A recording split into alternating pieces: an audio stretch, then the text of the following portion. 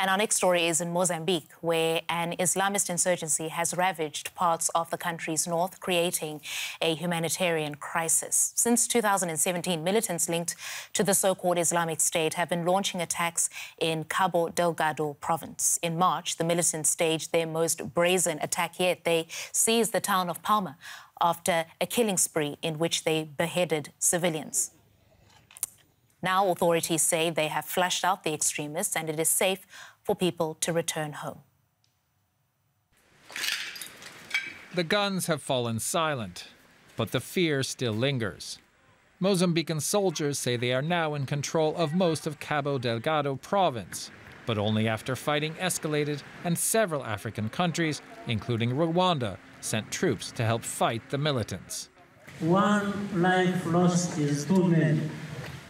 Rwandan President Paul Kagame, on a recent visit, acknowledged that the conflict is far from over. So much as we cannot be here forever, I think primarily the problem we are dealing with our friends of Mozambique cannot stay here forever too. So as we solve the problem which solidified this cooperation, we are definitely working together. Fighting intensified in March when militants linked to the Islamic State group took over the town of Palma and disrupted one of Africa's biggest natural gas projects. Mozambique now faces a humanitarian crisis. Thousands have been killed and nearly 1 million people displaced by the 4-year-long insurgency. Although there are still pockets of fighting, the government says it's now safe and wants people to return. But many are still too scared and traumatized. This woman was held prisoner by the insurgents and only escaped when government troops moved in. We walked for 4 days in the forest, sleeping there too. No food, no water, nothing. I reached the point where I couldn't walk or breathe. I was so tired. I couldn't carry my baby. There was no water, and I had to drink my friend's urine.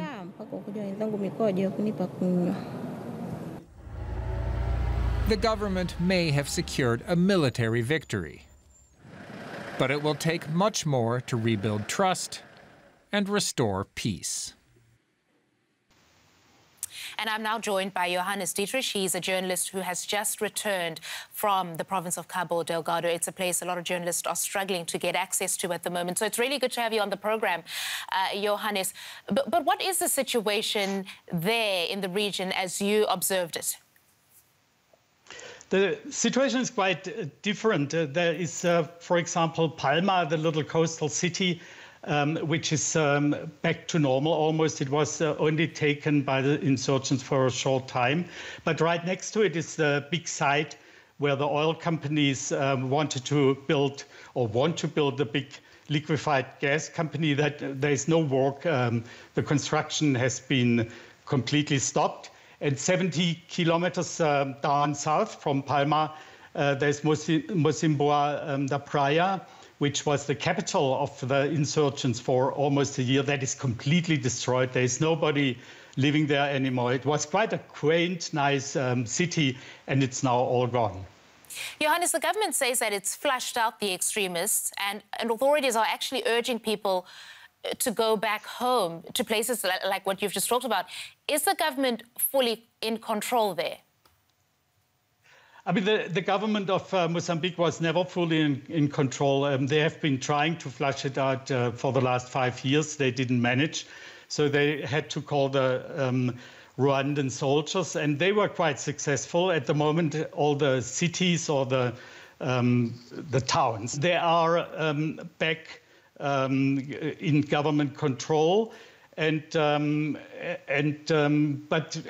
people, the insurgents have left. But the question is, the problem is most probably they just disappeared in the bush. They were not really defeated, and they could come whenever the soldiers go again, the Rwandan soldiers. And so they can't stay there forever. Johannes, Human Rights Watch has just released a report saying that children as young as 12, some of them are being recruited and trained to fight against government forces. Did people tell you about this when you were in Cabo Delgado? Yes, we were also confronted or shown an insurgent who was perhaps 18 years old, and he also said that he was not voluntarily fighting for the insurgents.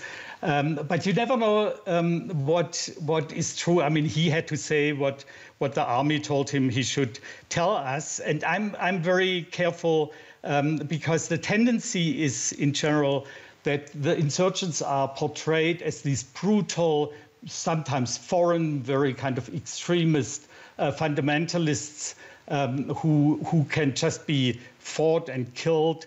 But in fact, it is more that the population there is really from the last 20, 30 years of complete marginalization. They are very frustrated.